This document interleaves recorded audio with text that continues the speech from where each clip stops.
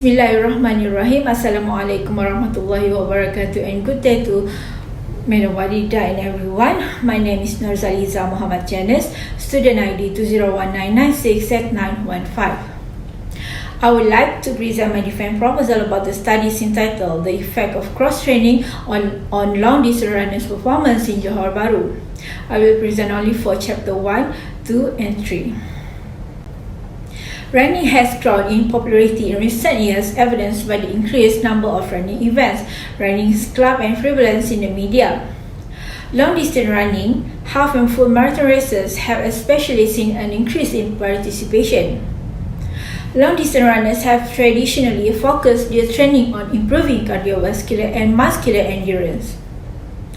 The principle of training specificity suggests improvement in endurance performance may be achieved most effectively through aerobic training, which for the distance runner may include long distance at a moderate pace. Strength training allows runners to improve the strength in their running muscles, create a balance between unbalanced muscle groups, and focus on keeping their legs strong during injury recovery. Strength training is an excellent opportunity to strengthen your core. Having a strong core helps runners avoid fatigue and maintain good form. Strength training has been widely discussed as a method for reducing impact stress and thus preventing such injury. It also on the other hand, it's currently supposed to increase muscle work efficiencies and to improve trunk stability, which allows for a higher training volume and a better impulse transmission. In the problem statement, running stresses the entire body, activating various muscles to propel the body forward. It has been shown that the core muscles are activated by running, according to Frederickson and Moore, 2005. These muscles, including abdominals, back, and gluteals, are important for providing stability to the spine, so the damage is not accrued and the optimum production, transfer, and control of the force and motion is obtained, according to Kibler-Press and Sciascia, 2006. In order to determine the effect of core strengthening on performance, a comparison between the effectiveness of strength exercises on strength and performance is needed. Understanding how core muscle function influences running performance would allow for a better exercise prescription for long-distance runners looking to improve their running speed and endurance. Based on the statement above, the study is trying to investigate the effect of a performance between running training and strength training on a long-distance runner. There are two questions and objectives in the studies that are: does the progressive strength training program positively influence performance in a full marathon? And will strength training prevent running injuries? Okay, the objective of this research was to determine if the addition of strength training exercises into a running program will influence running performance to a greater extent than running alone. Other than that is to explore the effect of strength training or resistance training protocols on physical self-perception with long-distance runners. For the research hypothesis in the study, the following null hypotheses were tested. There will be no significant difference in 10 km running performance when comparing subjects training in programs with or without the addition of strength training exercise. Also, there will be no significant difference in core function measures when comparing subjects performing or not performing the strength training exercise. The significance of the study is to find out if long-distance runners improve their self-perception after resistance training. This research is important for long-distance runners to learn the most effective way to program resistance training to improve physical self-perception. Given that exercise is an important public health behavior and since physical self-perception have motivational implications, this study has potential to add to the literature for exercise promotion. The role of strength training in improving running performance is not well researched, especially with regards to healthy trained athletes. Specifically, there has been little research published examining the role of strength training in improving running performance of long-distance runners. Conclusion gathered from this study will help eliminate some of the uncertainty behind the effect of the use of strength training and running performance.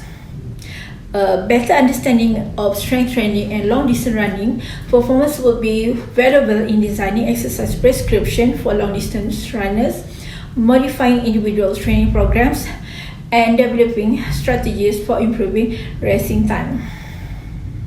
For Chapter 2, Literature Review, the discussion of strength research focuses on comparison of acute and training response of performance-related variables to various training modes in comparison to running and on how similar the subject population and research protocols are to the proposed model involving full replacement of running in trained long-distance runners. First is measured variables affecting running performance. Three characteristics can be defined that explain most of the variability in performance in distance running event. Maximal oxygen uptake, measured as the volume of oxygen consumed per minute or VO2 max. The pace or level of oxygen consumption that can be sustained without producing increases in blood lactate levels or lactate threshold or LT. And the energy cost of running at a given pace, running economy or RE. This section looks at work that explores what factors influence these variables, how each variable may contribute to running performance, and how the variables may be measured. Running economy, RE, is defined as the steady VO2 for a given running velocity according to Barnes and Kilding, 2015. Other terminology to describe this relationship have been used in the research, including the oxygen cost, energy cost, or simply the cost of running, according to Daniel, 1985. Runners with a lower or more economical cost of running consume less oxygen and thus expend less metabolic energy for a given velocity than runners with a higher cost of running. This adaptation may influence marathon performance in two primary ways. First, improvement in RE may increase the rest velocity rest VO2 relationship, allowing the athlete to run faster. RE has been cited as influential to performance in running performance in general, according to Daniel, 1985. Evidence-based strength training for marathon performance. Strength training is likely to enhance endurance performance through improvement in maximal force production, force time characteristic or RFD, neuromuscular function, and muscular tendinous stiffness. Two studies that have examined short-term strength training and one study has examined a long-term strength training using recreational marathon runners. However, these studies only examine determinants of performance several weeks before the event, and the fact that these recreational athletes were trained for a marathon was incidental to the study design. Race performance not reported. Further, the long-term study included a 14-week period of low-frequency strength training, one session or no training per week before competition. In Chapter 3, Methodology gives a description of the study sample and the design of the study. Data collection procedures are presented, including instrumentation and a discussion of the measurement techniques and procedures. For research design, the strength training volume was limited by the requested maximal time budget of the participant. Endurance training and strength training group use a consistent force set by 3 to 5 repetition. Heavy strength training protocol for the lower limb to emphasize neural adaptation while minimizing muscle hypertrophy in an attempt enhance running economy. For the trunk muscle, a consistent endurance strength protocol that consisted of 3 sets of 20 to 25 repetitions was used.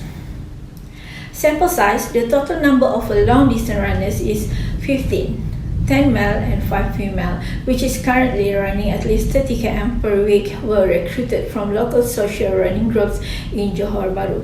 The subjects are male and female, age range between 20 to 55 years old. Subjects were informed of the benefit and risk of participation before the start of the study. For a sampling technique, the respondents for this study is selected in accordance with the purposive sampling procedure. For a data collection procedure, all subjects were briefed on the testing procedure and participant expectation and given an overview of the risks and benefits of volunteering. The opportunity to ask questions was provided during all testing and instructional session, and the experimenter presents sufficient answer to all questions. Body composition, height and weight were all recorded prior to testing core strength and running performance. Data analysis, a two-way mixed ANOVA was performed to analyze the difference in running performance and difference in core strength supplementation and no-core exercises. Pre- and post-test scores for all core strength and stability measurement were compared within and between the control and experimental groups to determine if changes in core function were evident. Running performance recorded in seconds was evaluated among the treatment and control group for improvement in speed. Effect size calculation were performed to evaluate the magnitude of this effect on core strength and on running performance. Okay, that's all from me. Thank you for watching.